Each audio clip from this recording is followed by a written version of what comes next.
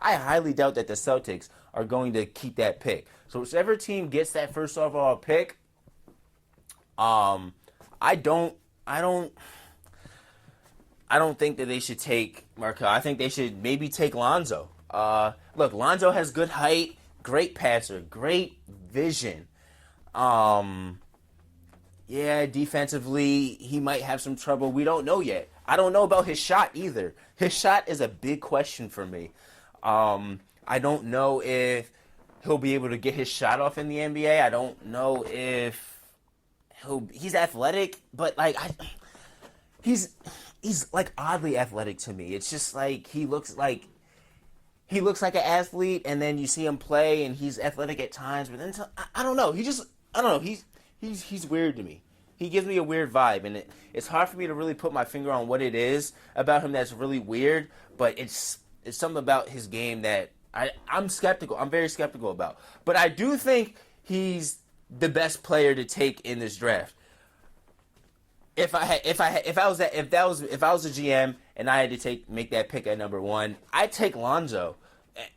And I feel like the Lakers should be kind of skeptical. If the Lakers don't move up, and well, they're not going to move up because they really don't have anything to give to the Celtics. So they can't really move up. So the Lakers should be worried about getting Lonzo, because I don't think people are as high on Markelle Fultz as the media is and people out there are. I think people are kind of skeptical too about the 2 games he won, and he's in the Pac-12 and he's a freshman, and his game is limited very defensively. He's only a scorer. When you turn the highlights on him, you see him scoring, and that's really it. That's all you see him do is score. I don't see any defensive skills. I don't see him playing well on defense. Granted, I haven't watched a lot of Pac-12 games. I'm on the East Coast, so that is, that is true. He didn't make it into the NCAA tournament.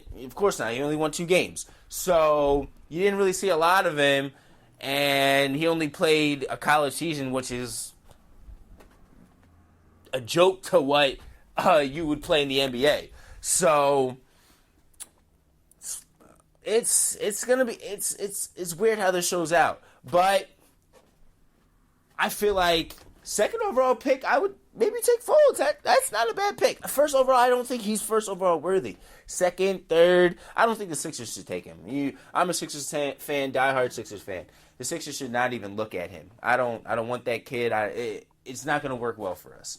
Granted, he's a shooter. We do need a shooter, but I don't think that's for us. I feel like if we're talking Sixers, I feel like the Sixers should definitely take a De'Aaron Fox or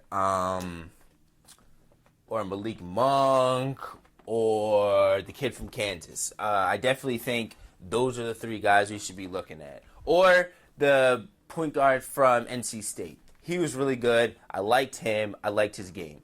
So there's that. So that's how I'm really feeling about the draft. I'm really skeptical. So I really think Lonzo Ball, Fultz, and then De'Aaron Fox, that type of thing. Like one of those guys. That's my top 3 right now. Those are the guys I think that should go top 3 in the draft. And after that, it's really just who you need and who you. After the top 3, there's no oh, he's definitely next, or it's really what each team needs as you go down. So let's transition into in the NFL talk. Colin Kaepernick still not signed, and it's blowing my mind. Like I talked about, some of you guys listen to my show at West, Couch Coaches. I had Brandon on, and we were talking about how it's absurd that this man doesn't have a job right now, and that he's not signed to a team, and that the racism and him in this negative light because of the way he stood up for racism and for the people who were shot and killed by police officers, and the negative energy that was going on this past year in the black community and in law enforcement community. How we've been in like a battle recently, and he's been taking the brute end of everything that's going on because of what he stood up for. And I definitely feel like it's a shame that this is going on right now. And I was on Twitter a few days ago, and I saw something that said that the Giants didn't pick up Colin Kaepernick because the fans didn't want Colin Kaepernick. And it's just crazy how owners are saying, "Oh, the fans didn't want us to get Colin Kaepernick." When have you ever listened to the fans about decisions on your company? Like this is basically your company, and you're not. And any other time you don't listen to the fans, and you trust your guys, in house, like, oh, this is, or you trust your own judgment on what you think is right. But now, when it's this type of thing, now you're like, oh, the fans, this isn't my decision, this is the fans. And I just think that's BS. Because that's not true at all. It's not the fans. It's you that's not wanting to sign a man because of what he stood up for. And that's just not right. And I applaud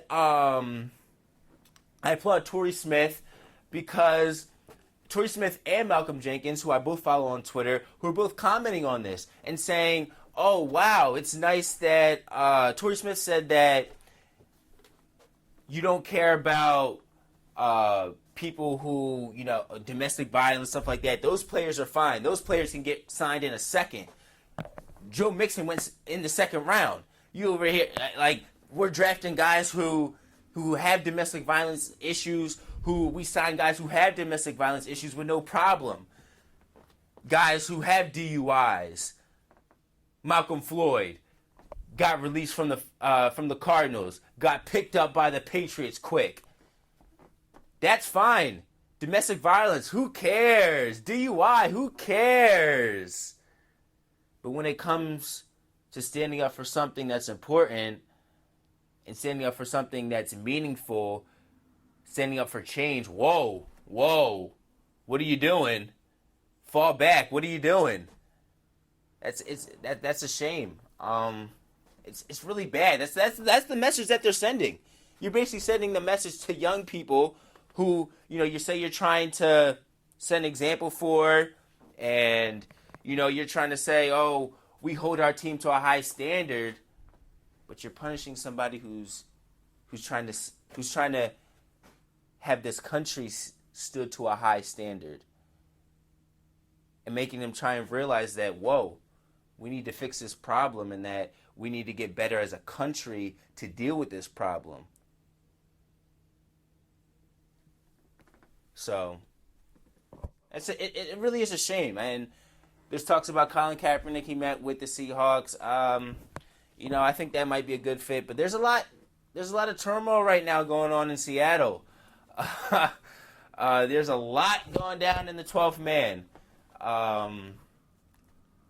Rumors saying that Russell Wilson isn't liked among all his teammates, which is a surprise. I don't know what's there not to like about this man. He's got Super Bowl rings. He's a great guy, good Samaritan, works hard, played hurt all season last year.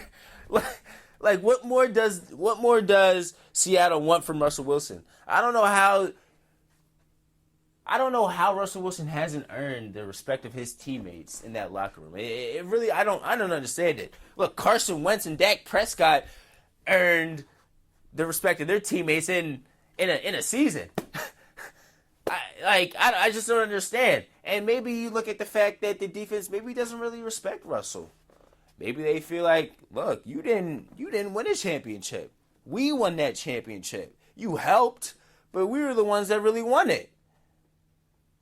Behind us, you wouldn't have won a championship. Granted, that is true. That is true. But don't disrespect the man openly. Like they openly disrespect Russell. Like, this should never get out. Like, this is like, even if you feel like this, like, even if you feel like, Russell Wilson, I'm not really behind him, but he's my teammate, so maybe I should not talk about it and not had this come out into the media. I really don't get why there's so many leaks in Seattle. The Richard Sherman thing. Oh, not a lot of teammates are fond of him right now, or the head office isn't we're not really fond of him and what he's been doing. Like, it's too many leaks coming out of Seattle, and I just don't understand. I really don't. Like, I just don't get it. I really don't.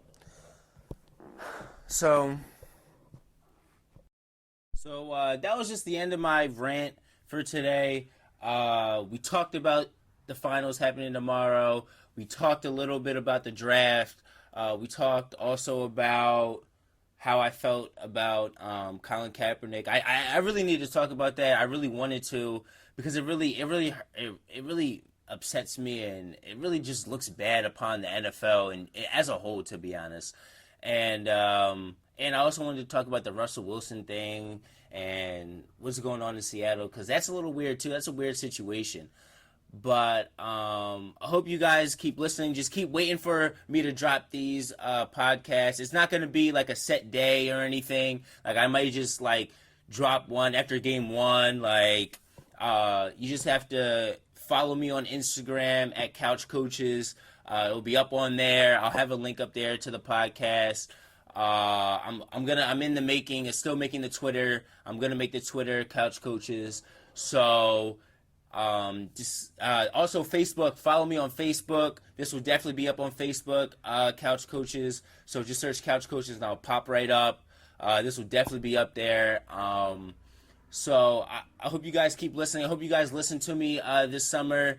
For your, sports news and how I'm feeling about sports right now, and how I'm feeling about this what's the sports scene this summer. So I hope you guys keep listening, and I really appreciate you guys.